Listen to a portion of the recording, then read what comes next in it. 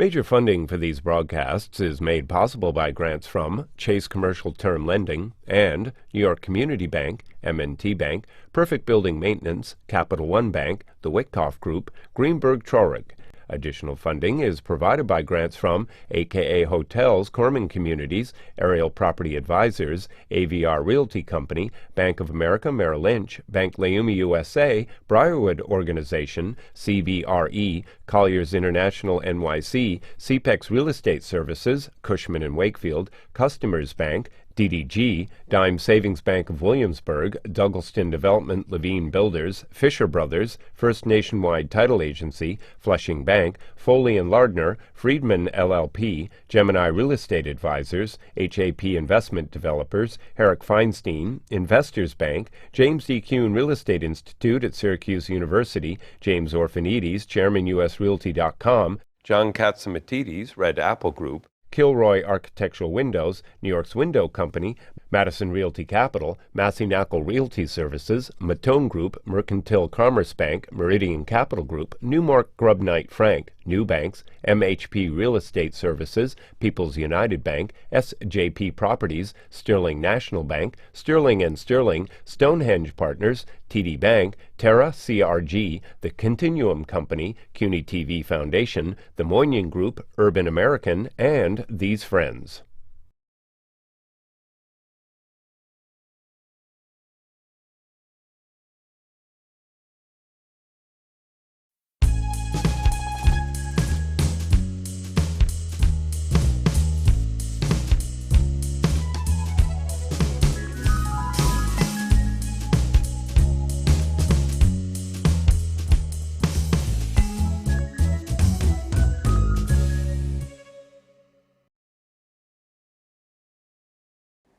Brooklyn College, Brooklyn heritage. That's what I have. I have a guy who has heritage from Brooklyn. You know, family grew up there. Some lived in Flatbush, some lived in the Midwood section. You know, there was always the interesting. You know, goes to school in Brooklyn by accident, ends up at Stuyvesant. I have no idea. Thinking of Cooper Union, but at least he finally ends up at Brooklyn College. Gets involved with real estate. A long active career in real estate, and then says, you know what, it's time to be in real estate development ownership.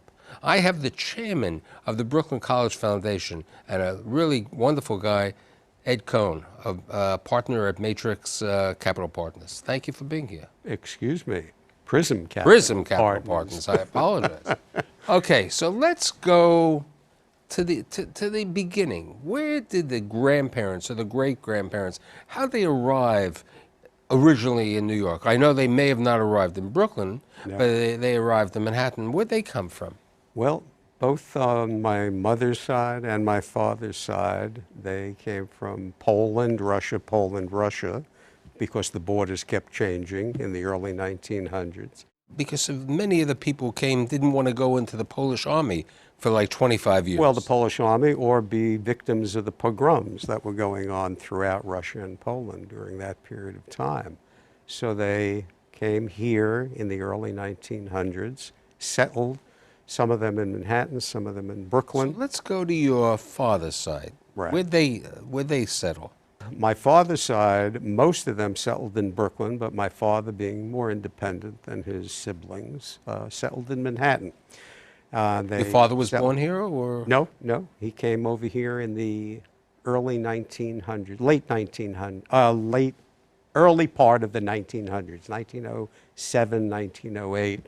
And he returned to Europe in the First World War in 1917. That's right, you told me. That's correct. He went back there. Yeah, and he settled in Manhattan, and the rest of my father's family settled in Brooklyn, Bensonhurst, Bay Ridge, those areas.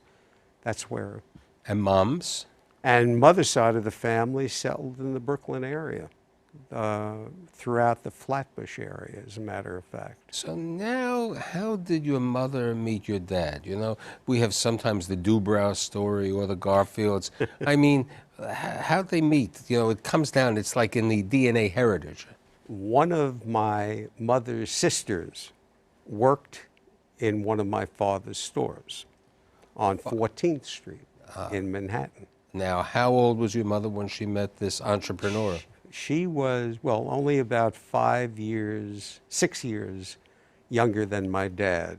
So my mother must have been in her late 20s when she met my father. My father was in his early 30s. Now, you said to me your dad was an entrepreneur.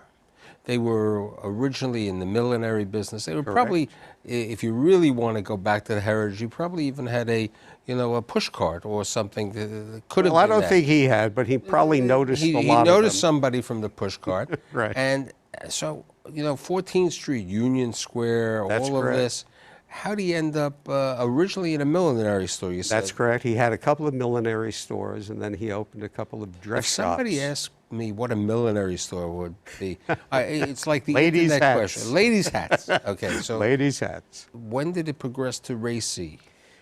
When he moved to the street across from Hearn's department store, between 5th and 6th Avenues on 14th Street, he named that store after my mother. My mother's first name was Ray, and then it was C-E-E, the C being for Cohen. My memory is pretty good.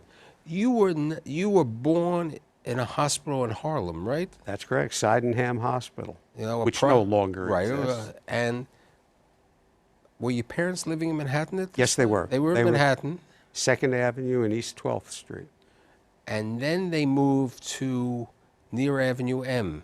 Yes, they moved 19 to Brooklyn in 1941, the year of my birth, about 2 months. I was all of about 2 months old when they moved to They Brooklyn. moved to Brooklyn, and they moved into a building that you were saying to me, which was originally built by Harry Lefrak. That is correct. That is not Sam's father. Okay, Sam's Richard's. father.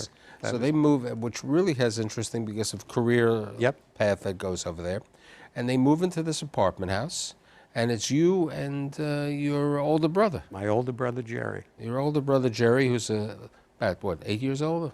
8 years, Yeah, okay. exactly. So, tell me about growing up in Brooklyn. Public school. Fabulous place. I went to elementary school at PS 199, which is located right off Coney Island Avenue between Avenue N and Elm Avenue. And from there, I went to Andreas Huddy High School, junior high school, I'm sorry. And from there, We're going to get to that in a second. So, but before you get to that, you would help out at 14th Street. You would take the train to 14th Street, work there once in a while during the week, but also on Saturday. yes, And at that time, retail stores weren't open Sunday, so there was a different, environment, okay? So Sundays for a Brooklyn kid growing up Jewish over there, Sunday had a variety of restaurants, right? Yes, it Which were those famous restaurants? famous restaurants were Lundy's in Sheepshead Bay, okay? The Palace Delicatessen on Avenue M and East 18th Street. And of course, the wonderful Chinese restaurant, Joy Fung on Avenue J. Right, which we were talking about with Bob. Because That's correct. He reminded. Now, you said to me sometimes on Saturday night, Yes. after the store, you'd end up. The Pageant Chinese restaurant on Delancey Street, and sometimes at Ratner's. Right, so you had the opportunity over there to have both. We Now, got a little Jewish soul food. so you had that, and then, people wouldn't even know what this is. There was something called Special Program, SP, where you could advance from 1 year to another year as opposed to taking 3 years in junior high school. You had the 2-year SP or the 3-year. That's and you correct. were a good student, and you get into the 2-year SP. That is correct. So how do you make the decision at this time that you want to leave Brooklyn to go to Stuyvesant High School? I know it wasn't far from where your parents lived, okay? On That's 2nd correct. Avenue. It was a couple of blocks Okay, away. very close by. But That's how correct. do you decide Stuyvesant? Well, one of my mother's sisters, her husband, was a civil engineer. And I always used to love to listen to him talk about his business. And he was involved with bridges, heavy construction work types of projects. And it always fascinated me. So he offered for me to come to work for him as a junior draftsman. But that's a little after Right, the but fact. but you were now you get admitted to Stuyvesant, That is correct. which is one of the premier city schools. It's Bronx Science, it's Hunter, it's Stuyvesant. You get Brooklyn Tech. Brooklyn Tech, Yep. and you're over there, but it has opportunities because it's not too far away from 14th Street. That is correct. So I would go, I would go and help out my dad while I was going to high school. And then in the summer, I would work for my uncle as a junior draftsman. See, but then your father, the entrepreneur, decided to leave races and goes to Jersey City. I mean, what was Well, unfortunately, the decision was made for him because Orbax moved out of 14th Street up to 34th Street in Manhattan, and Hearn's department store closed, and S. Klein went out of business. So 14th Street didn't have too much retail. It became a pretty bad area, and there were very few successful businesses left there. So that store closed down. So now here's the situation. We got the kid who's thinking of engineering, Yeah. and you're graduating Stuyvesant. How do you decide to go to the City University of New York, Brooklyn College? Well, unfortunately, I was not able to afford to go to out-of-town college. And I was waitlisted at Cooper Union, which you mentioned earlier, and fortunately didn't make it, and here's where the story gets a little bit better. The engineering school at CUNY, City University, was uptown Manhattan, but you had the ability to take your pre-engineering program at Brooklyn College. Brooklyn College was 10 minutes from my home. See, but if you went to City College, you could have read 2 newspapers on the train. I did that going to Stuyvesant. Okay. Had enough of that for a while. So now I go to Brooklyn College, and I realized pretty early on that I don't necessarily think engineering is for me. It didn't hold as much fascination for me as it did when I was younger. Not that I was old at this point in time. But my brother had gone into the real estate business, and I was listening to his stories, and they sounded absolutely fascinating. Yeah, there was also a different thing because you have a personality that you like people. And engineers are types who study plans. A little more introverted type of persona than... The extrovert likes a little bit. So, but you've had these 2 years of engineering courses Yes, right now. I had 2 full years. And now I decided this is not for me. I'm not sure what I want to do, maybe real estate. I loved Brooklyn College. It was convenient. And while they didn't have a business school, what I was able to do was literally load up on economics courses. And I took 39 credits of economics courses in 4 semesters. And while I was doing this, I was listening to more and more stories from my brother about the real estate business. Sounded more and more exciting. And I started working at a firm in New York by the name of Brown Harris Stevens. This was before Helmsley Spear was involved with Brown Harris. But you work for a unbelievable mentor. Yes, I did. And who, this was a different, I mean, the world of real estate brokerage has changed Totally over the past 50 years, let's say. Totally different. And it's really constantly changing even today. But you went to work for John White. That is correct. And John White literally is a legend in his time because he, very unique individual. So what were you doing for John? What I was doing, he got me involved in a lot of the urban renewal studies he was doing. He was commissioned and hired by the city of Stamford for their entire downtown redevelopment plan. So I was able to work for him and work the streets, so to speak, and be somewhat instrumental, maybe a tiny bit, in the ultimate formation of the master plan for downtown Stamford. Now, what was interesting also is that you said to me, since you were working hard, you were able to work for him, and you also worked in Jersey City at Charlie's. Well, I had my father had opened a store in Jersey City, a boys' clothing store. But while I was going to college in my junior and senior years, I would take the subway.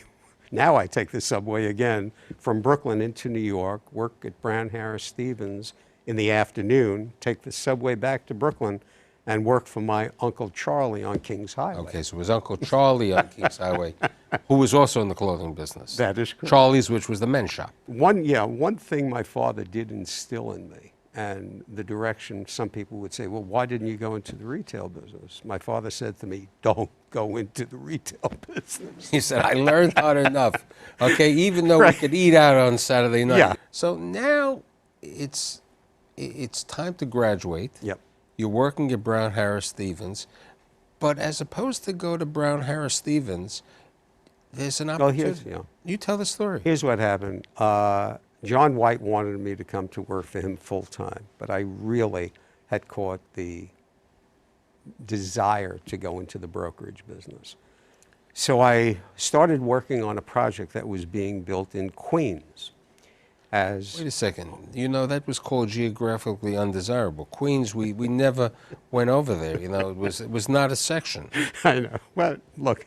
So you end up in Queens, but... So I end up in Queens working for a fellow by the name of Harold Menowitz. Now, Harold Menowitz's wife was Sam Lefrak's sister, coincidentally, to the Lefrak connection.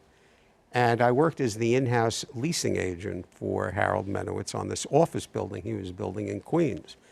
At the same point in time, he was building an apartment building on Queens Boulevard in Woodside. And I really wanted to learn the business from the owner's side of the table, because ultimately I didn't want to keep working there. I wanted to go into the brokerage business full time. And this was a great experience for me. And my engineering background certainly helped me from the standpoint of reading plans, learning different types of construction, learning tenant fit outs from the owner's perspective, that it gave me great qualifications when I went into the brokerage. But we'll get to that in a second, because Harold, there was a little question about commissions or something like that. I had to wind up, well, promises made, promises not necessarily kept. The arrangement that I had, I was working for the whopping salary of $90 a week, plus a percentage of a commission on deals that I would close. And he wound up owing me a significant amount of money, and then he and his wife decided, well, we don't have to pay him. So now you're a young kid, and you find an office in the building. In the building at a law. That's correct. At a law firm with a couple of attorneys. And what do you do then? Started a little brokerage firm. Was doing some office buildings on a local basis, and within about a year, my brother had gone to William A. White and Sons, and William A. White and Sons had the exclusive agency on a new office building being built by Sam Lefrak on Queens Boulevard. So now we have three Lefrak stories. So we get the initial living into a Harry Lefrak building. Yes. We then go to Menowitz, who's related to Lefrak. And now you're working on leasing. My brother is working. Your brother's working. His firm. And they say to you, kid, you understand Queens, right? That is correct. So what happens? Why don't we work on a co-brokerage basis? Well, I made that decision, and we worked on a co-brokerage basis, and we were very successful in leasing up the building. And then William A. White and Sons, the president was Louis Smadbeck at the time, Jerry, and was partners with Ian Brownlee. They asked me, why don't you come work for William A. White and start up a suburban division for the firm? I realized Queens was the suburbs. That's as far as a suburb would go in those days. So where was the suburban division of William A. White? Well, it was the plate, if you look at a map and draw a 30-mile, 40-mile radius around the borough of Manhattan, that's the suburbs. So you had Queens, you had Long Island, you had Southern Connecticut, you had Westchester County, Rockland County, and Northern and Central New Jersey. Now, you did have a Jersey City route because your father had a store there. My father had a store in So, Jersey you know, so you go to work there, and at this time, this is before Hoboken and Jersey City were hip, as they would say. Absolutely correct. This is when Queens, certain parts of Queens were active for offices, but That is correct. not too much. So you get involved with the suburban office building business. So talk about that. Well, the first step was after spending a couple of years with the Suburban Division headquartered in Queens, we moved the offices and operation to Lake Success in Nassau County. From there, we But right on the Queens border. right on the Queens border, that's correct, just inside Nassau. We started doing a lot of deals out in Nassau and Suffolk counties, working with all the major landlords, which at the time were Weir Associates, Rexon Associates, before the split up of Rexon as a company. And with developers like Lou Lazarus, Mickey Chasanoff, worked with all the major players and rented quite a great amount of square But footage. how did you get to go to the other I was- side? I- I mean, to New Jersey, Well, that took a while. That took a while. Because before we moved to Jersey, we opened a small office up in White Plains. We got the agency from Lowell Schulman on a building that he was building. From there, we got the agency of a couple of properties in New Jersey. And then we opened up the New Jersey office. Now, New Jersey was a very interesting place for your career because you did a couple of major deals. You brought some companies who were surprising. They didn't know what that part of the country was like. Well, just the signature deal that originally launched the waterfront market was moving Bankers Trust Company from downtown Manhattan to the Harborside complex before it was really the Harborside complex. What we did is we negotiated a deal with the former previous owners of this industrial 3 million square foot complex. We negotiated a 400,000 square foot deal long-term to move Bankers Trust Company's data processing operations from downtown Manhattan across to the waterfront. So that was the signature deal that started launching the development of the waterfront market as it's become known, the Gold Coast. And what's interesting, again, is that later on, you do another major deal with Lefrak again. Well, several, Right, but fortunately. The first one, well, was not even with Lefrak. It was part of the Newport development where Melvin Simon, the shopping center developer, and the Limited had a joint venture operation to build a 30-story, million square foot tower. And I was on the agency team for that building, and we made several 100,000 square feet worth of deals there. After that, we were able to get the agency of 5 or 6 buildings in Newport. And probably the signature deal, which really, really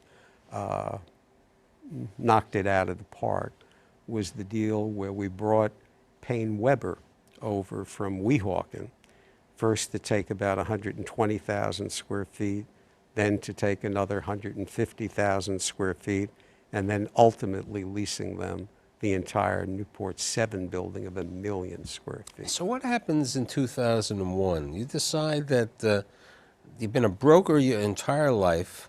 Yep. You've been earning a living by commission, and you say it's time for me to become a developer. Well, here's what happened. Just like I related the story to you 50 years ago when I said, gee, one day it really might be nice to be a developer, and couldn't afford to do it. Now I could afford to do it. And it was the second opportunity. The first opportunity was not getting into Cooper Union. And now, in 2001, March of 2001, which was about 5 months after the Payne Weber deal closed, and then another major transaction that I did right after that, the market came to a screeching halt. And I finally had time to think about what I really wanted to do when I grew up. That was at age 62, roughly. So Age how, 62. So how do you find this young guy by the name of Diaz? It's a very funny story. I knew this fellow, Eugene Diaz, who originally worked for Cushman & Wakefield when he started his career, and then left the brokerage business to join a company by the name of Galen Wentworth. And he built himself up there to become their chief investment officer. And I, as a broker, was able to do a number of deals with Galen Wentworth, and I got to know Gene, on a fairly good basis. Coincidentally, he became very close friends with one of the people that I mentored in the business. I then, now we're turning the clock ahead to 2001, well, late 2001, early 2002, where I find out that Gene left Galen Wentworth, and he took an office in a shared office suite. And I got word from somebody else that he was trying to package a deal, putting a deal together. Would I be interested in investing in it?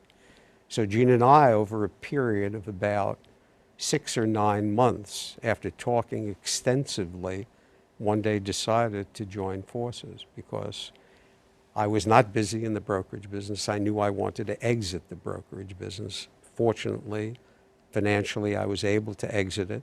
And for the first 2 years of getting together, we were writing checks into the business.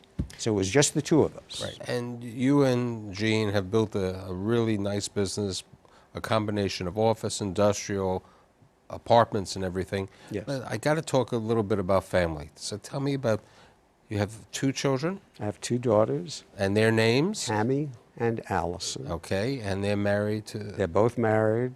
And the names of your grandchildren? Names, Sawyer, the oldest, is 14 years old. Kylie is 12 and a half years old. And the newest arrival, Shayna, is 5 and a half years old. In our green room, we have your wife. We have my wife, Doris, the greatest partner anybody could ever have. So how did you get involved with Brooklyn College Foundation? About 25 years ago, maybe a little less, I decided, life's been very good to me. It's time to pay back. I called Brooklyn College. I say, I'm a graduate of Brooklyn College, and I really, want to do something at the college. Well, Mr. Cohen will have somebody call you back. A year later, I made my second call. Obviously, I never got a return call. Same thing happened. One night, my wife and I are home. Phone rings. This is about 2 years later. And it's this young voice saying, hi, I'm so-and-so from Brooklyn College. We're looking to raise money, our annual fund. And I start laughing. She said, Mr. Cohen, did I say something to offend you? I said, no. You have to realize I've been waiting for this call for 3 years. So I started getting involved, making contributions to the college. And over the next couple of years, somebody called me who was the then administrative head of the foundation, invited me to a cocktail reception, and to make a long story short, over a period of time, I became a trustee. And then It's about 20 years ago. And then when did you become the chairman of the? I became the chair last year. I've been in the office now for 1 full year. It's an interesting career. Thank God you listened to your father, didn't going into retail. And you know what? It shows that at 62, you can still change careers. Absolutely correct. Thanks for being here today. Pleasure. Thank you. Sit back.